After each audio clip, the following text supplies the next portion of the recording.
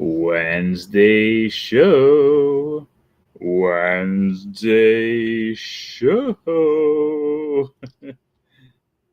Maybe. I don't know if you can hear me or if you're even there. Today we will talk about the Muppets, and we'll see you right here. How's everyone doing? I'm getting my notes. I made some notes for tonight's episode. I'm trying to find my notes. Okay, there's some of my notes. There's some of my other notes. Hey, Shelly, how you doing today? Hello, Frank fam. So today we're going to be talking about the Muppets.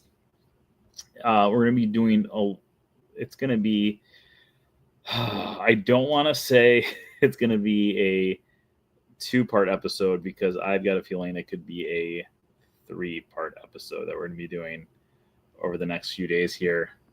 Thank you. Where's my... There we go. He's roughly about 8.5 hours old right now. So I'm very excited. I cannot wait to see him. Hey, Christine, how you doing? I'm excited to see him. I won't be able to see him for a few months, but lousy work. Otherwise, I'd fly up today, but sadly not yet. When I had my oldest niece, I saw her when she was 6 days old, and then like my one nephew, he was born in February. I didn't see him until August of that year. So,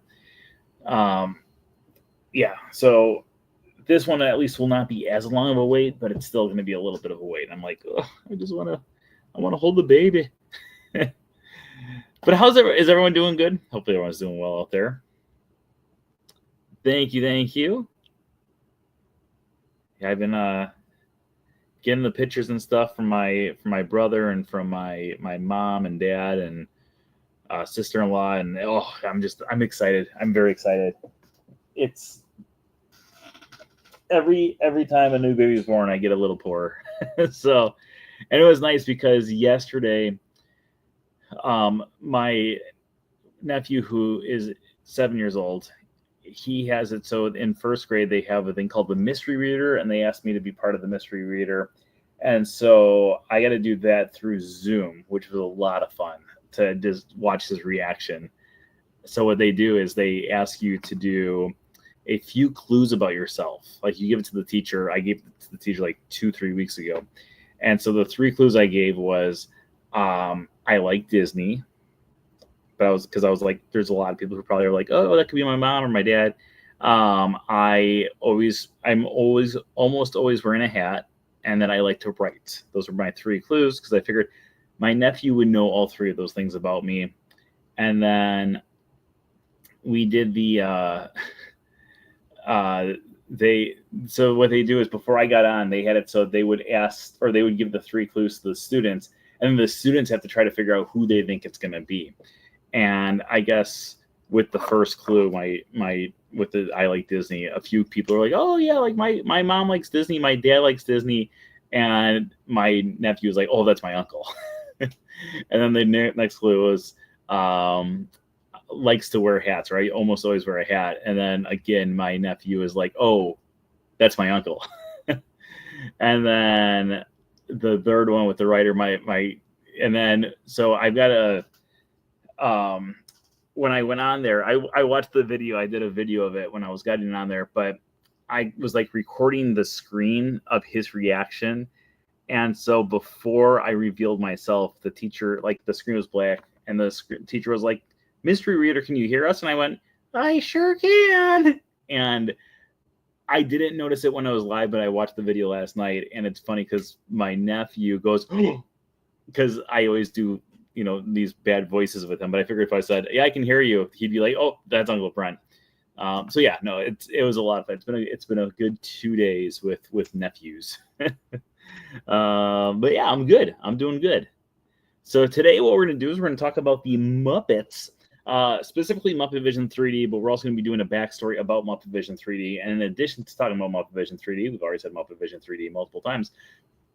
But in addition to talking about Muppet Vision 3D, this week, we're doing a deep dive, people. We are going to go full on Muppet Vision 3D leading up to the closure of Muppet Vision 3D in 1 month.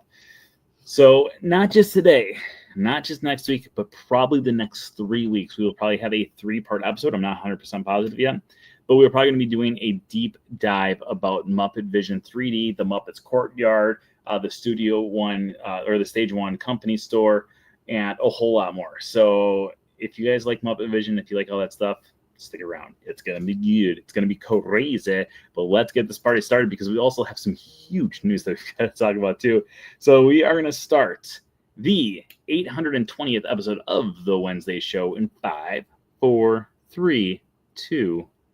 Hello, everyone. Welcome to the 820th episode of The Wednesday Show. Today is May 7th, 2025. My new nephew's little birthday. It's exciting. And I'm your host, as always, Brent Dodge. Hello. Today we are going to be talking all about the Muppet Vision 3D area, the courtyard, the pizzerizzo, and a whole lot more. But of course, before we get to that, let's talk about our news for the week. First off, thank you everyone out there who's been joining us for our Saturday in the Park. If you didn't already know, every single Saturday we do a live broadcast from someplace found throughout the Walt Disney World Resort. You never know where we're going to be coming to you from, but I promise you we will always be coming to you from Disney. So make sure you join us every single Saturday at 1 o'clock Eastern Time over on my YouTube channel to join in on the Disney fun. We always have a great time. And also, while we're talking about YouTube, if we continue to get more subscribers as this evening goes on, we will go into extra innings. We are starting off with 8,596 subscribers. So if this number goes up as the evening goes on, we will go into extra innings as well. And then, of course, there's nothing else that's really big except for a massive announcement that happened this morning. Oh my gosh, people. Okay. I woke up to messages from everyone I know. Not everyone I know, but I had a lot of messages from a lot of people this morning, and they're like, have you seen this? Have you seen this? Have you seen this? Have you seen this? And the news had just broken like 15 minutes before. And I had obviously not seen it. I was literally like, oh, what's going on? I was so tired. And so all of a sudden I got a massive surge of trying to figure out exactly what was going on in the world. And I watched so many videos with, I think, the Good Morning America one being the most elaborate, the most detailed, the most informative one. So if you want to go and watch that, go check it out. Disney shared it multiple times. Disney actually owns ABC, who Good Morning America is on. But essentially, out of the blue, like literally out of the blue, we were given the announcement that there is going to be a 7th destination around the world for guests to go to a brand new Disney park.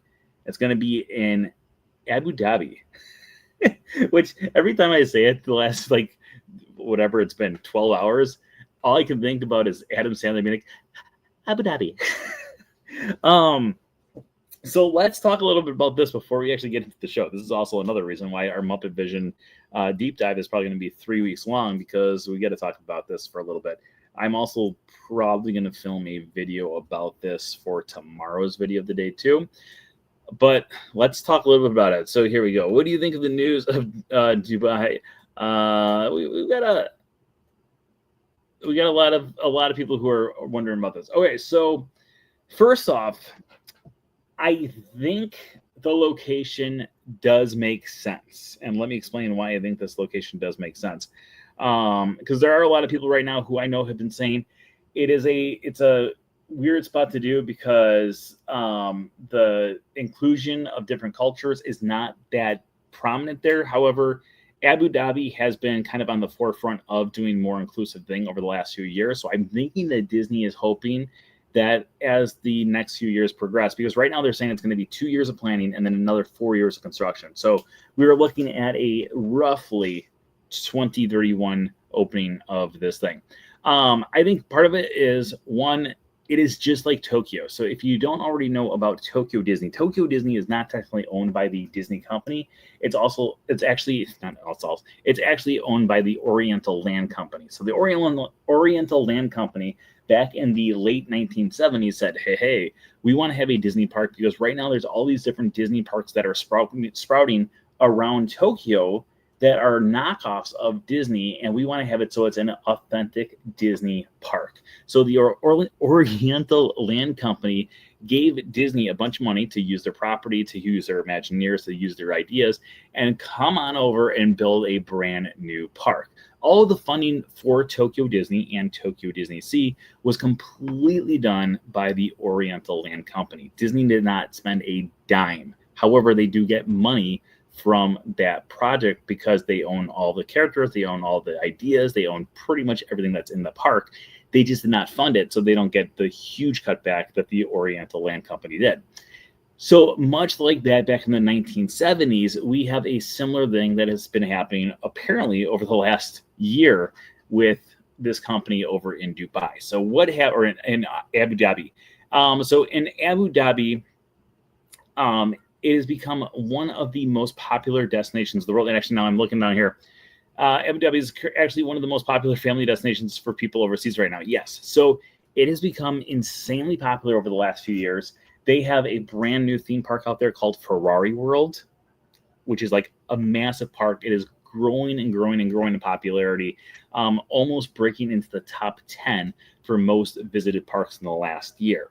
So I think the idea is there's so many different people who are going to these different theme parks they're building out in Abu Dhabi right now, that when this company who actually owns Ferrari World contacted Disney and said, hey, we'll fund the park if you bring us the property and the ideas and the Imagineers, I'm pretty sure Disney said, okay, because that's just going to be a massive paycheck for the Disney company. So with that, we'll probably be getting a few new hotels. We'll be definitely getting one park and a whole lot more that we don't really know too much about what's going on with all of this.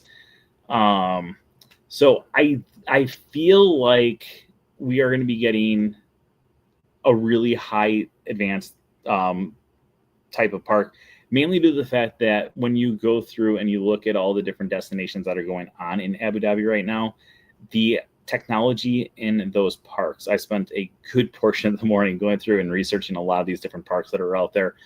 The technology in these parks is unbelievable. It's things that you've seen in like Shanghai Disneyland or Epic Universe. It's this brand new technology and they're pouring all this money into it. And I think they said, hey, you know what? If we give Disney a lot of money, they can have it so they can bring all this different stuff. Now, if it's like how it worked in Tokyo, this is going to be a huge benefit to the other parks around the world, mainly due to the fact that what they're going to do is they're going to be giving them all this money to build brand new attractions. And when they build these brand new attractions, they now have new technology for different things that are going on at these brand new attractions. So for instance, let's take a step back in time to some place like Shanghai Disneyland. So in Shanghai Disneyland, they're going through and they're trying to figure out different attractions they're going to do. When they're going through with these different attractions, they come up with this idea of a thing called Tron Light Cycle Run. When they come up with Tron Light Cycle Run, they said, you know what? We really like this idea. We now have the technology to do it. We know how to build it. Now what we can do is we can actually have it so we own the technology and we can just take it and we can move it to a different park.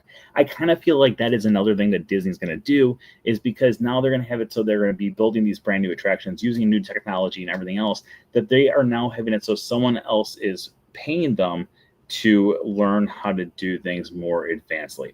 So that's what they did with Tokyo, and I feel like that's what they're doing right now as well. So I feel like it sounds like a weird idea, but I feel like it's going to be beneficial to the Disney company all around the world and all the different travel destinations all around the world as well. So yeah, of all the places, why it is like, besides a few different destinations, I think it's like in the top 3 of family destinations around the world right now, which is crazy. But yeah, it's become one of the top destinations for people around the world outside of the US. So if you go to Europe or Asia or Africa, a lot of people are traveling to Abu Dhabi because it now is a very, it's becoming more and more of a safe place to travel to. So that's the big reason why. And then also you're going to have this huge company that's going to be, paying for the entire thing. It's a huge, I think it's going to be a huge positive for Disney all around. Do you think Epic Universe had anything to do with the timing of this? I do not think so whatsoever. I feel like if Epic Universe was going to have the timing of anything, I think it would be if Disney announced that there's going to be a park here at Walt Disney World, but I don't think for a different park around the world, unless Universal is also going to be building a theme park over in Abu Dhabi. That's the only thing that I could see, but I don't think the park here is affecting this. In fact, there are different people that I know who work in the finance department for Disney, the Imagineering department for Disney, and a lot of other things for Disney here in Florida. And all of those people in all their meetings, Disney is extremely excited about Epic Universe because all it's going to do is bring more and more people to Central Florida, which is going to bring Disney more money. Yeah, they'll have a hit at the start, but then they're going to, they're going to build up in sales again.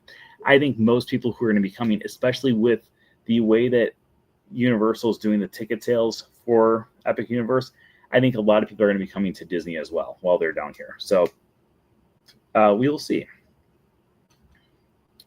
Okay, let's continue. That was the longest intro ever. Any other questions about Abu Dhabi before we go through?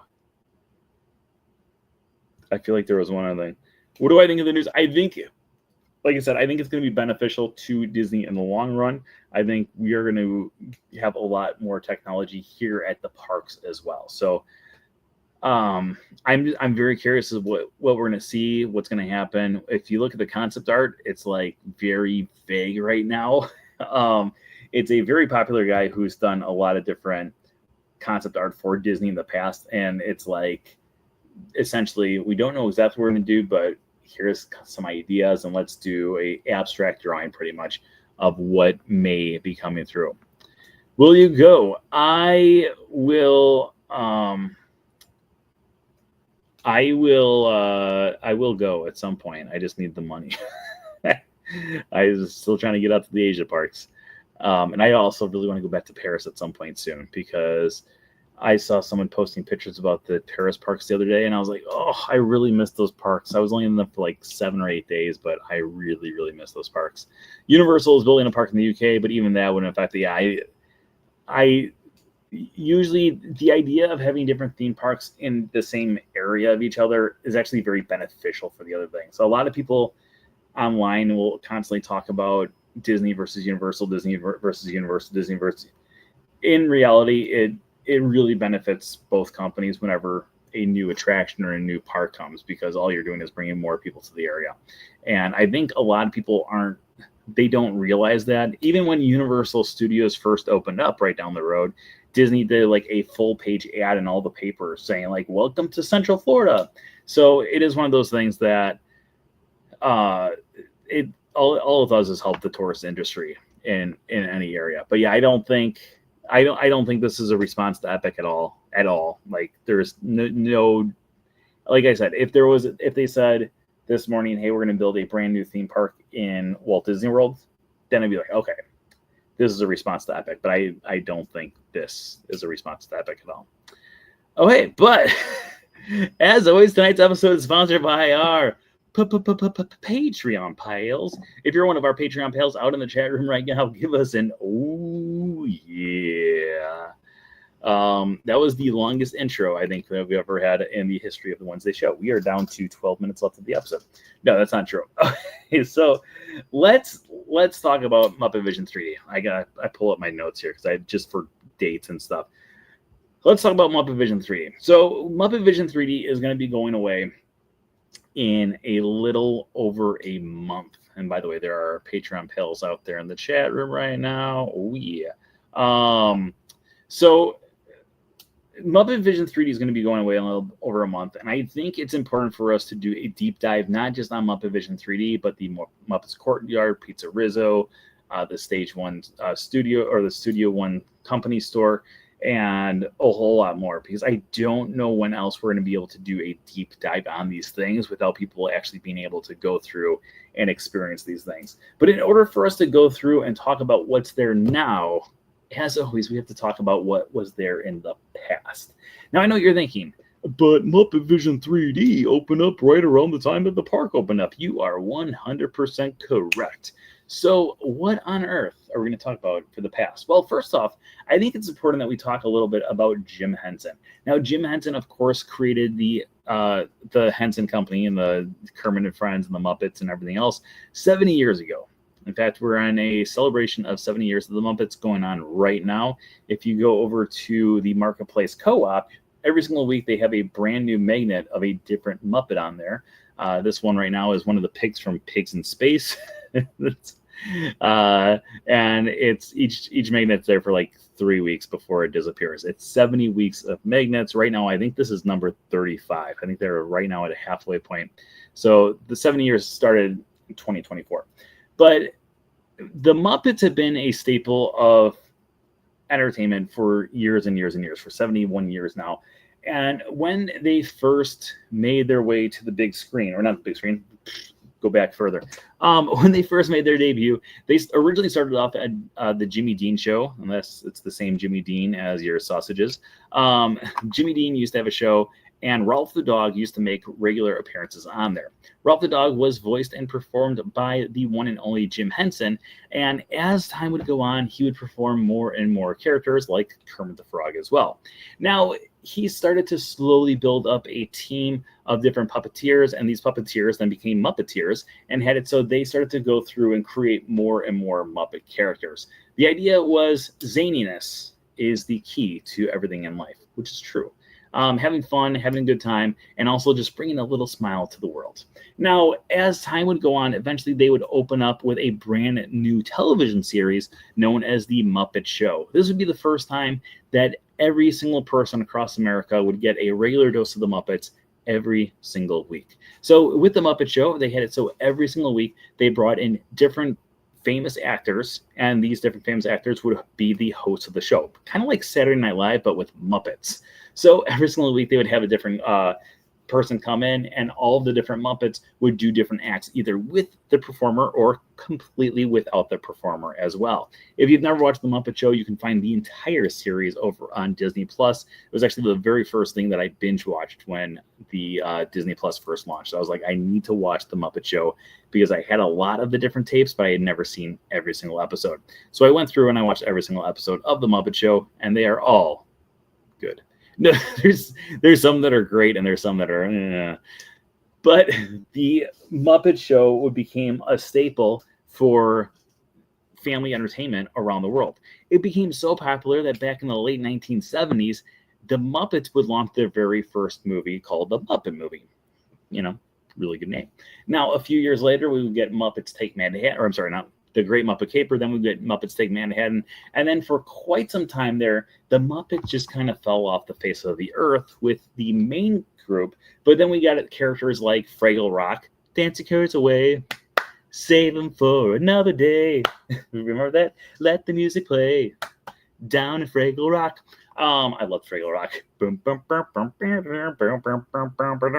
So, anyways, going through and talking about the 1980s, as the 1980s started to progress into the 1990s, the Jim Henson Company was trying to figure out exactly what their next move was going to be. They started to do movies like Labyrinth, which is a great film. If you have never watched it, make sure you go check it out.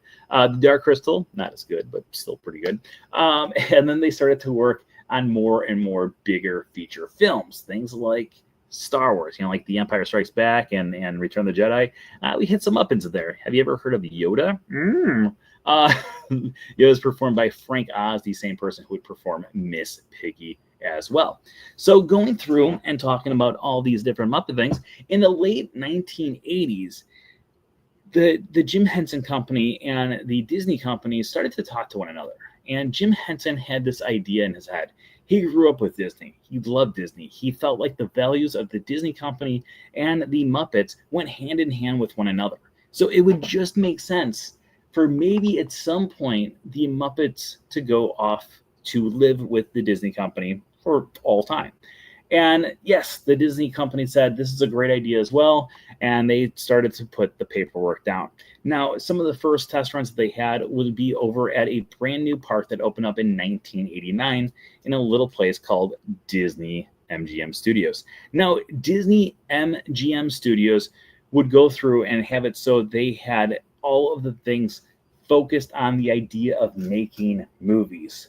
And when they're going through and creating all these different things that are making movies, they, of course, leaned into a bunch of different things like Star Wars with Star Tours, Indiana Jones with Indiana Jones' Epic Stunt Spectacular, and of course, you had this great banger of a ride called the Great Movie Ride, which would take you through the history of Disney movies along with MGM movies, and then also a few other movies just kind of thrown in there just for kicks. So we had all of these different building blocks for exactly how this park was going to be. Now, around the same time when this park was working or being created, this is when Jim Henson was also talking to Michael Eisner and Frank Wells, the heads of the Disney company, and he was saying, you know what I want to do? I want to have it so at some point the Muppets are in the Disney parks as well. And they said, ha ha ha, well, do we have an idea for you? And he said, is it Muppet Vision 3D? And they said, absolutely not. They said, you know what? We like this idea of Muppet Vision 3D. In fact, they weren't even talking about Muppet Vision 3D. They just said, we want to get the Muppets in the park. So what do we get? We got a little show called Here Come the Muppets. Let me pull up my notes here because I want to get the exact dates right. So Here Come the Muppets would open up roughly a year after Disney MGM Studios would open up. There's like a fly here. Did I get it? No, I didn't get it. So the Here Come the Muppets would open up on June 15th, 1990. And with this, we did not get Muppet performers. We did not get a Muppet theater show, but instead we got a different type of Muppet theater show, if that makes sense whatsoever. So instead of having it so we had Muppets, we had walk-around characters. That's right. So Kermit the Frog was up there on stage performing for all of us with all the Muppets. But the first few minutes of the show, you can find the show on YouTube. It's pretty funny. It's not the greatest show. But at the start of the show, we had Kermit the Frog up there, and he got a video call from the one and only Mickey Mouse. And Mickey Mouse is like, hey, Kermit, how's the show going? And he's like, well, no one showed up yet, but it's going great. And overall, it was not the greatest show of all time. However, it did give us some building blocks for exactly what Disney and the Muppets can do together. Because right at the same time when they were working on this brand new stage show, that was at the same time when Jim Henson was making it so there was more and more strides towards the future of what the Muppets might be like in the Disney parks. In fact, it was right around this time that the Muppets and Disney signed a little contract. And this contract, even though it's no longer completely valid because, spoiler alert, the Muppets did eventually become part of the Disney family back in 2004. Even though we have that, acquisition back in 2004, in 1989, Jim Henson and Disney came up with a conclusion that at some point, in some place, at some park around the Disney World, we will have the Muppets present at all times of every single day of the year. And I know you're thinking, but Muppet Vision's closing in, and Rock and Roller Coaster starring the Muppets is not going to open up right away. So how is that going to work? Well, that's because the Muppets are still going to be off on the high seas on the Disney Fantasy. So that part is still kind of part of the contract as well. The Muppets will still be existing in the Disney realm. They will just not be inside of a physical park for a few months, year. We don't exactly know when Rock and Roller Coaster starring the Muppets is going to open yet. But let's rewind a little bit once again. So while we're going through and talking about Here Comes the Muppets, Here Comes the Muppets was a stage show, and the stage show allowed the Jim Henson Company to try to figure out exactly what was working, what was not working, when they would create another attraction that would open up the very next year in the form of Muppet Vision 3D. So while all this stuff was going on, the Here Come the Muppets show was taking place at where the Voyage of the Little Mermaid, soon to be a different Little Mermaid attraction, was over at Disney MGM Studios. And while they were going through, and we will get to the preserving. Trust me, we will get to the preserving. Just remind me to get to the preserving, because I have a theory. I ran it by one of my imaginary friends, and he did not deny it, which usually means that I'm right. So, where were we at? Muppet Vision, dance your cares away, save them for. Okay, so Here Come the Muppets was sitting at the Voyage of the Little Mermaid spot, and at that same time, Voyage of the Little Mermaid was about to open. So Here Come the Muppets had to go away forever. That's the line from Muppet Vision 3D. Remember when Bean Bunny's like, I'm going away forever. And he's like, would you guys like anything? Bean says he's going to step out forever. So anyways, they would close up in 1991 for Here Comes the Muppets. And they would open up a brand new stage show just a few months later on over by the streets of America. Now, this was our first idea that maybe, just maybe, we're going to have an entire area that was going to be themed around the Muppets. Because right at the same time as this closing up and the other show opening up, we had it so the Muppet Vision 3D show was opening up at the same time. I know that's confusing. Here, let me get through here. So we have in 1991, September 16th, 1991, we have a brand new show called Muppets on Location, Days of Swine and Roses. And this was going to be another live action show. We had Kermit singing Sonny's Be Green. We had things like they were going through, they're filming a video, and overall it was an okay show. So that was going to open up about 6 months, not even 6 months, 4 months after Muppet Vision 3D would be opening up right next door. So if you're thinking about Streets of America, you know what, let's find a, does this have a map in it? I think it does. Yes, it does. So this is an old map of Disney's Hollywood Studios here. If we look way off on the side here, we can see the Muppet balloon. It's yellow there with Kermit the Frog on there. Hi ho, Kermit the Frog here. And if you look way back here, we got these buildings that are in the very back of that yellow section. That was actually the front of a theater, and that theater would eventually have things like the Hunchback of Notre Dame show. Would also have it so there are special presentations going on there. Eventually, Star Wars Weekends would become a massive spot for that, where they would have different hosts coming in. But originally, that was going to be the home of this brand new Muppet show, which would be called Muppets on Location, Days of Swine and Roses.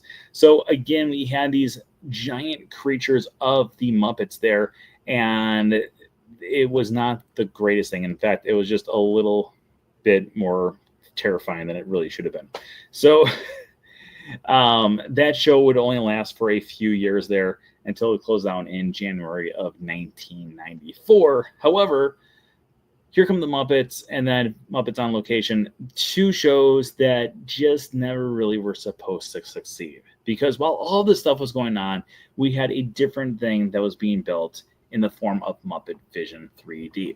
Now, let's talk a little bit back about the backstory of Muppet Vision 3D before we start to go into the Muppets Courtyard. And then after we go into the Muppets Courtyard, we're probably going to wrap up tonight's episode. And then next week, we will go into more detail of a deep dive on the pre-show and the full show of Muppet Vision 3D before we eventually get into a deep dive of all the other things like Mama Melrose and Pizza Rizzo and the studio store. Holy cow. By the way, start throwing your questions in the comments too, because I feel like we're getting into a lot of stuff and we're not even like barely scratching the surface yet. Okay, so in Disney's Hollywood Studios, every single attraction when the park first opened up was supposed to be based around a different idea of film and television, but mainly film. And the idea of Muppet Vision 3D was we are going into the Muppet Theater. That's why if you go through there, that's why we talked about the Muppet Show. If you go in there, the theater is an almost exact replica of what the Muppet Show theater looked like on television. Obviously, the Muppet Show thing was a lot smaller than the one that we have here for Disney's Hollywood Studios, but it is essentially the same exact setup. We got Statler and Waldorf up in the balcony. We also have it so there's the stage, there's the penguins below doing the performances. We are in the seats where all the different crowd members would actually be in the wide shots of the show, and all the characters that were in the wide shots of the show would all be Muppets. So we're just potentially playing the role of Muppets. But when you go through and you look at things like Indiana Jones Epic Stunt Spectacular, that entire thing, still to this day, goes through and it talks about how action films are created. And they go through, they teach you all about the behind the scenes. This is how we do these explosions. This is how we do these action sequences. This is how a stunt double does this, this, and this. In addition to that, over at the studio backlot tour, you would get the behind the scenes of how different facades work. This is how we film specific scenes. This is how we're going to go through Catastrophe Canyon. We're actually going to be filming a scene today, and this is exactly how the scene's going to work. We would also go down Residential Street. These are all facades of buildings. There's the Golden Girls house. Guess what? It's not an actual house. However, it was actually used in the filming of some episodes of the Golden Girls. So you go through the entire park, and every single thing plays a pivotal role in this overall story of how things work. So how on earth does a show about the Muppets fit in with all this? Well, right around the same time when all this stuff was going on, a wave of things was happening in America that had not really been seen since the 1950s. Because back in the 1950s, there was a thing that started to be tested in more and more movie theaters. Disney tested themselves with movies like the Grand Canyon, the giant Grand Canyon 3D film. 3D movies were becoming more and more popular back in the 1950s. However, it never took off the way that they anticipated to. So it didn't happen again until probably like the late 1970s, early 1980s, when more and more things started to feature 3D, but it mainly wasn't in theaters, but it was more in theme parks. So the entire idea of Muppet Vision 3D, if you look back way back in the 1980s, when Jim Henson and the company are saying, okay, how exactly are we going to fit this in with the overall story of Disney MGM Studios? And the idea they came up with is, this is the Muppets. They've created a brand new technology for 3D, and they are showing it to brand new presenters. These presenters are going to come in, they're going to watch the 3D presentation, and they're going to figure out if this 3D thing is going to be well done, or maybe we should just throw it aside. In the role of Muppet Vision 3D, we are playing the role of studio executives. We're coming in and taking a look at this brand new presentation that Kermit the Frog and the friends are coming through and saying, this is what we want from you. Do you like it or don't you? And of course, everything's going to go off the walls. It's going to be pure chaos, but essentially we are learning about what 3D is, how 3D is created, and then we're going to go and decide as studio executives whether or not we want to take the route of making more and more 3D films, or if we don't. This is all back in the 1980s. This was the idea, the original pitch of Muppet Vision 3D. Now, if you go through and you watch Muppet Vision 3D today, most people are going through and saying, hey, we got a great 3D show. They're not really thinking about the idea that this was the original pitch way back when. Now, before we continue going down this history path, I think this is actually going to be a great time for us to answer this question right here about I heard they are preserving it. So let's talk a little bit about the preservation of Muppet Vision 3D, my ideas about it, and then we're going to go into a little bit more. I feel like we're running out of time already, but keep on throwing the questions down there because I feel like I know people out there probably have questions, and I'm just rambling a lot. Like I said, this is going to be a deep dive. We're not just doing one episode. We're doing multiple episodes about this entire area, so hold on tight. Okay, so this is my theory about Muppet Vision 3D. Now, Muppet Vision, or I'm sorry, not Muppet Vision, Muppets are going to be moving over to the other side of the park in the form of Rock and Roller Coaster. So right now it's Rock and Roller Coaster starring Aerosmith. Eventually it's going to become Rock and Roller Coaster starring the Muppets. Now, with this move, there is also a little spot right next to this area that would be perfect for a 3D movie. In fact, it's like almost the exact same size of a building as Muppet Vision 3D currently sits. And I know what you're thinking. Wait, which building are you talking about? The new Villains show? Yes, we are talking about the brand new Villains show. So the spot where the Villains show is going, the Villains show has never been said that it's going to be a permanent spot at Disney's Hollywood Studios. In fact, they announced the Villains show right around the same time that they announced Muppet Vision 3D being preserved. So my theory, and I'm almost positive I'm going to be correct, I could be wrong, but my theory is what's going to happen is the Villains show is a temporary spot, because as we also know, over at the Magic Kingdom, we're going to be getting a Villains Land. So I'm thinking that the Villains show is a temporary spot where we're going to be trying to figure out exactly what works for Villains Land and what does not work for Villains Land. Will this type of Villains show work in Villains Land? Or should we have it so it's just kind of a thrown off idea that only a few people are going to see and we may never see again?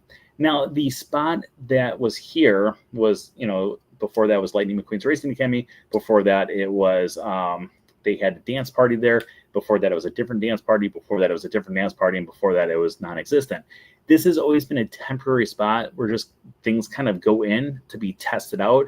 And then we never know if they're really going to last forever. In fact, that was the entire original concept of this building. it's a spot for us to test things out that's kind of off the beaten path. Not many people are going to be paying attention to it. However, with Rock and Roller Coaster starring the Muppets coming, my theory is now we're going to turn this entire area into a brand new Muppets area. We'll have a Muppets Thrill Ride, and we'll also have a Muppets Classic.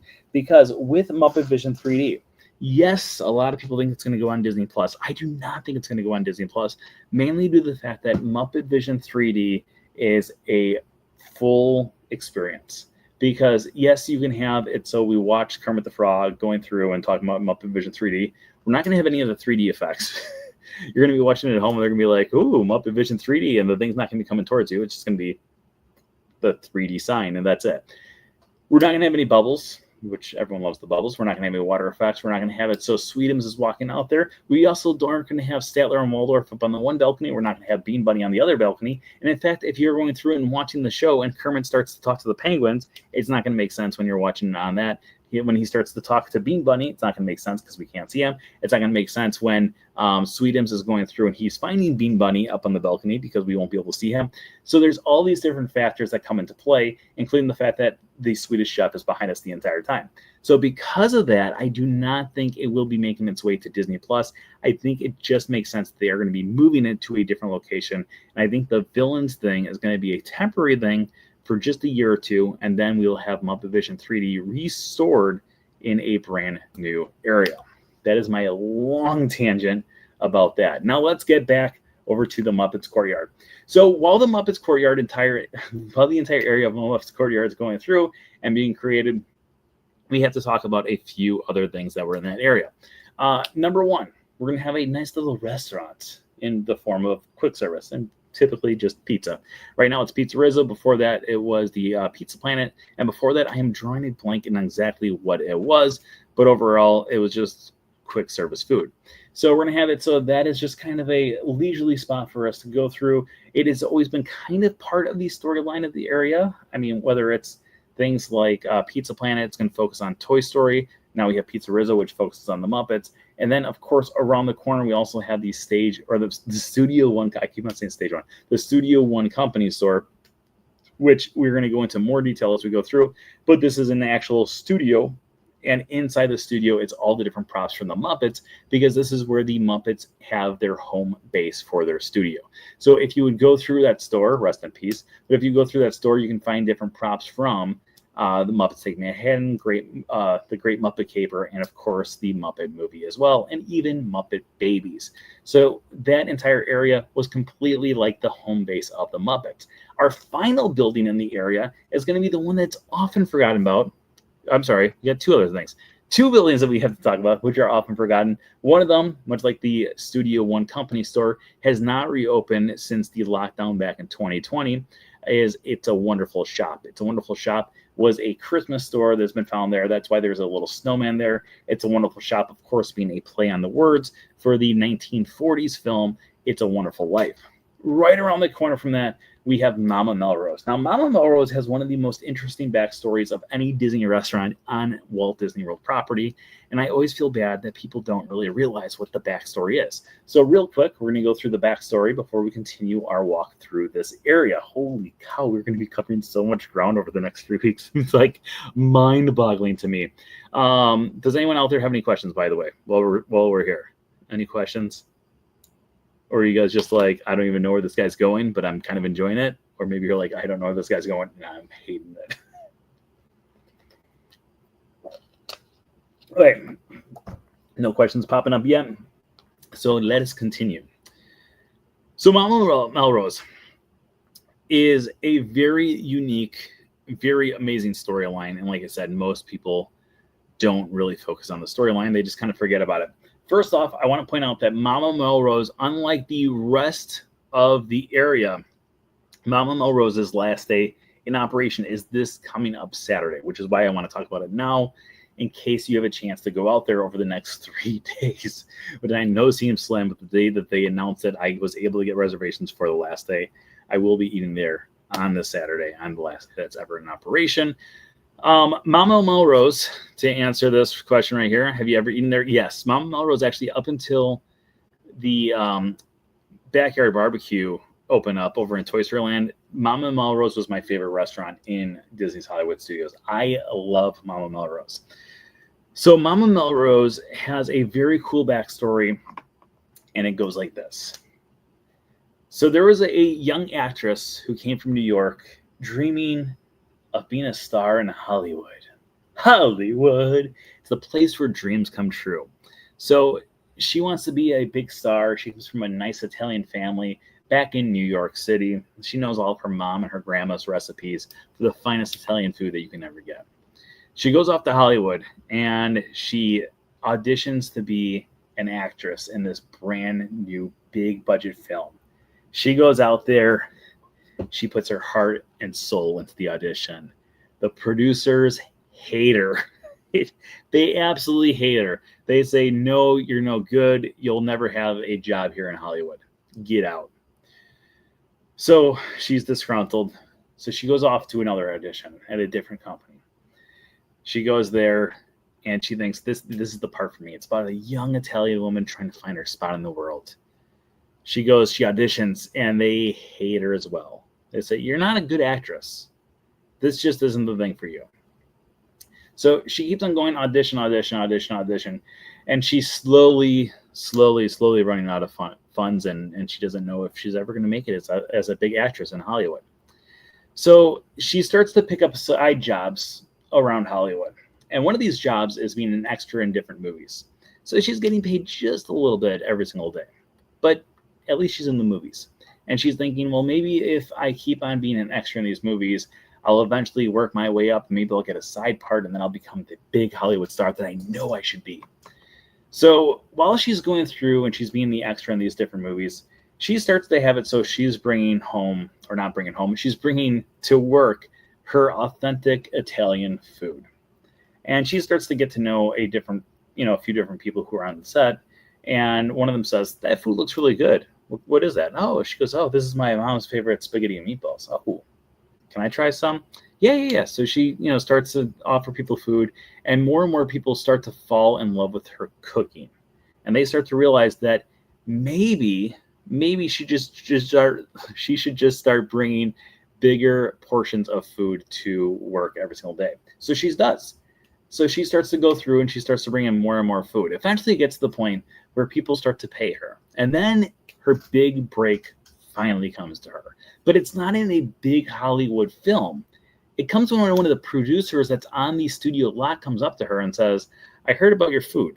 Is it really that good? And she said, oh, I think it's pretty good. So this producer tries the food and they said, this is the best Italian food I've ever had in my life. How would you like to have it so we can make a little restaurant here on the studio lot for you to come and cook your food and people can come and eat here every single day? And she goes, will I get paid? Yeah, of course you'll get paid. So they open up a brand new thing and they pay tribute to her because her name is Melrose. So they name the restaurant Mama Melrose Italian Ristorante, and that is how it's been ever since then. So when you go through the entire restaurant, you can find different pictures of different Hollywood stars that have eaten there. If you look at all those pictures, the pictures of the people that are on the walls in that first room, those are all actual celebrities that have eaten at Mama Melrose in the first few years that opened up. So if people came to Disney's Hollywood Studios, some of them would go to the Brown Derby, a nice sit-down restaurant, but other people would go to Mama Melrose, another nice sit-down restaurant there on property. So when you go through into Mama Melrose and you look at all those pictures, those are actual celebrities that have eaten where you're eating as well. In addition to that, they wanted to have it so the entire restaurant was going to be filled with different memorabilia that would truly stand out and have it so it tells the story of Disney's Hollywood Studios, or at that point, Disney MGM Studios. So what they decided to do was they had all the different pictures that were taken from the studio, Disney MGM Studios, in the early days, and they would place it on the walls. So when you're going through, you can find pictures of Michael Eisner, Frank Wells, along with Roger Rabbit. You can find different things like Mickey Mouse in a parade. You can find different handprints, or the different celebrities doing their handprints in front of Grauman's Chinese Theater. Every wall tells a story about different people who've actually eaten at Mama Melrose, or how Disney MGM Studios got its start. So if you have the chance to go there in the next 3 days before it closes, I highly encourage you to take a look around, look at all the walls, because there is a lot of history inside of this restaurant. Now, in addition to all that, if you look up at the rafters, there are going to be different movie posters there. Some of them are in Italian. That is to pay tribute to Mama Melrose's roots of being an Italian woman. Some of them are very famous films. Some of them are movies that completely flopped. But all of them are going to pay tribute to the storyline that Mama Melrose took to go from a lady in Italy, or not Italy, in New York City, who just wanted to go and be big in the movies. And the way she became big was not the way she anticipated, but she became a true star on the lot of Disney MGM Studios. And that, my friends, is the story of Mama Melrose. Now, to talk a little bit more about Mama Melrose, while you're going through the restaurant, like I said, there are going to be these different movie posters and stuff that you need to pay tribute or pay attention to. But in addition to that, if you take a look at the walls, we will have handprints of pictures of people doing the handprints around the restaurant for Grauman's Chinese Theater. You will also find a lot of nods to New York City, because that is where Mama Melrose originated from. So if you look, we got things like pennants for the New York Jets. We also have pennants for the New York Yankees, and a lot of things that are just themed around New York City. And that, my friends, is our walkthrough of Mama Melrose. Okay, so that took up a lot of our time. Now let's get back to the Muppets. Now, so when we talk about the Muppets Courtyard, originally the Muppets Courtyard was not called the Muppets Courtyard. In fact, it was originally just part of the Streets of America. So when the Streets of America first opened up at Disney's Hollywood Studios way back in 1989, we had so a few of the different things that were being built off of that area would all also be considered part of the Muppets. Part of the Streets of America, and one of these things would also be Muppet Vision 3D. Now, it just so happened that Muppet Vision 3D, along with the studio store, along with the restaurant, along with Mama Melrose, and along with It's a Wonderful Shop, would all be kind of just thrown off into their own little corner. However, in the early days, and actually all the way up until the construction started for Star Wars Galaxy's Edge, you could actually exit out around Muppet Vision 3D and have it so you continue going to the Streets of America. So if you still look to this very day, there is a wall as soon as you exit Muppet Vision 3D on the right-hand side. There's a giant wall there. Behind that giant wall, you can still see some scaffolding of a building. They have started taking the building down, but you can still see some scaffolding of a building back there. That was one of the buildings in Streets of America. There was nothing inside of it. It was just a blank facade. However, you could meet Phineas and Ferb there at one point. Well, that's kind of cool. Ferb, I know what we're going to do today. There's 104 days of summer vacation till school comes around just to end it. And then if you went on the right-hand side, you would continue down into the Streets of America on the San Francisco Street side, and that would continue down the other way to New York Street. So eventually what would happen is in the mid-2010s, we would get the announcement that we were going to get a brand new land called Star Wars Galaxy's Edge. And with Star Wars Galaxy's Edge taking over the Streets of America, the Streets of America would close, and then we had no idea exactly what was going to happen with the Muppets area. That's a true story. At that point, there was a lot of people starting to say, will the Muppets still be around? We're not really sure, because they are part of the Streets of America. And they decided to rename the entire area into the Muppets Courtyard. Now, eventually, the Muppets Courtyard would be renamed once again, but that is completely different than what we're talking about right now. Is that a tiplet? Tiplet, I want to say? I'm not sure. So we would go through and have it so all the different changes would happen, but while all these different changes were going to be going on, the Muppets would stay still. And while the Muppets stayed still, and because the walkway that's found in the back of the area closed off, all of a sudden, the story of Mama Melrose, along with It's a Wonderful Shop, got intertwined with the entire Muppets Courtyard. So now they were not part of the Streets of America, but they were all part of the Muppets Courtyard, and Mama Melrose became an honorary Muppet, even though that's not completely true. But if you look at the outside of the thing, you can find the Mona Lisa out there with the little mustache on her as well and the glasses. So that is about time for us to possibly wrap up. However, I am looking right here. We did get another subscriber as we went through here, so keep on sending your friends over. let's talk a little bit more about the history, and then we're going to wrap up unless you guys have any questions here. Because, like I said, this is going to be a two-part. Actually, the way I'm looking at it, we're doing 3 parts, people. This is going to be a 3-part episode for sure, all about Muppet Vision 3D. We barely scratched the surface on the history portion. We got into Mama Melrose, and now let's talk a little bit about where should we even start? I don't even know where we should start at. Let's talk about the fountain. We're going to start at the fountain, and then as we go through next week, we will expand from that fountain into the other areas as well. An islet. Didn't know that. So let's start at the fountain because that's going to be the base of the entire thing. Now, prior to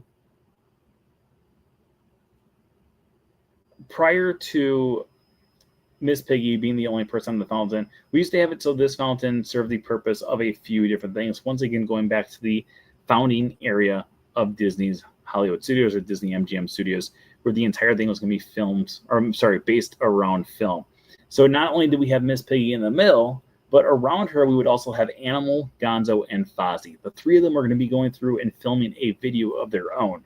Now, they would have a camera, they would have it so they're doing the little action thing, and then they would also have it so one of them was kind of like surfing on the thing. That was Animal.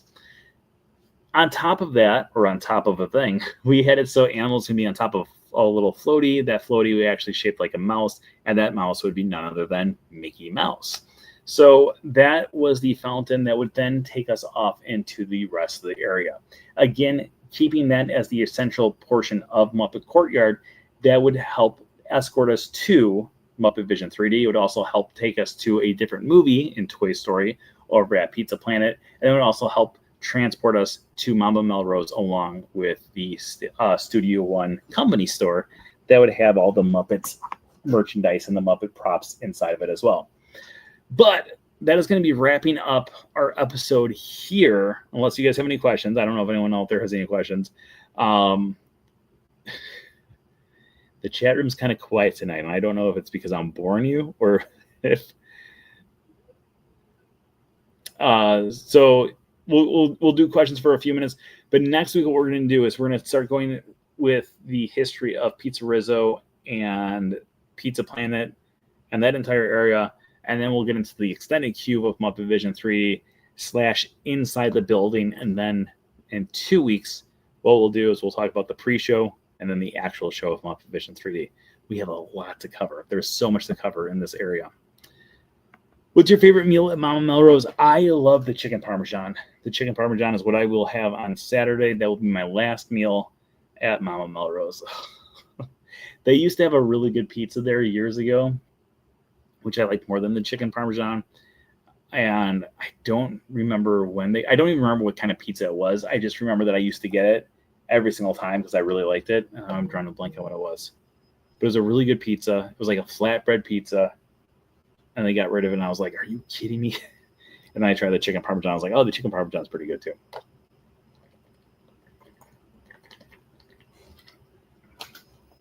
But the spaghetti is good. Honestly, I've never not had a good meal at Mama Melrose. I know that there are some people out there who would say differently. But overall, I think that Mama Melrose is I'm really going to miss Mama Melrose. That was also one of those places that my parents and I, whenever they come down, that is usually, not always, but that's usually one of the places that we go to every single time. The bread there is so good too. Oh, I forgot about the bread. That bread is so good. And the olive oil and vinegar that they put in it. Oh, it's such a good meal. Yeah, I'm really going to miss Mama Melrose. Like I said, before they open up Roundup Rodeo Barbecue over in Toy Story Land, that was hands down my favorite. I would enjoy it if they relocate the snowman. That would be great if they relocated the snowman. I don't know where they would. Maybe Blizzard Beach. It'd be cool if they moved in Blizzard Beach, or if they actually had it so during the holidays, if they brought him back out, or that area will still be around when Monsters Inc. opens up. it would be cool if they had an entire area where if like that where It's a Wonderful Shop is, if that became a Abominable Snowman's snow cones, and that could be like the outside of it, and then they could just put like a monster thing on him. I don't know. I'm just throwing out ideas, but that would be cool if they had it so that became the Abominable Snowman's thing. So you would have to have the Blizzard stuff coming outside, and then just put some horns on them. That would be really cool. I'm gonna pitch that to my friend who's working on the project, and I say this is what you have to do. We came up with on the Wednesday show, but I miss the rain. I do miss the rain umbrella too. I always liked it when if you held onto it and then it started raining, and then people around you'd be so confused on how it worked. I had reservations last Saturday for Mount Melrose, but decided to go to Typhoon Lagoon instead. Oh, so you missed your last. Well, maybe you have 3 more days. So honestly, now that I'm thinking about my Melrose, should we see if there's reservations tomorrow? I don't know if I want to go to Mama Melrose's 2 times in a week, but at the same time, if that, it's my last chance. We're looking up reservations. Mama Melrose. Okay. Reserved dining. I'm still angry over Osborne Family Life being gone. Me too. I am too.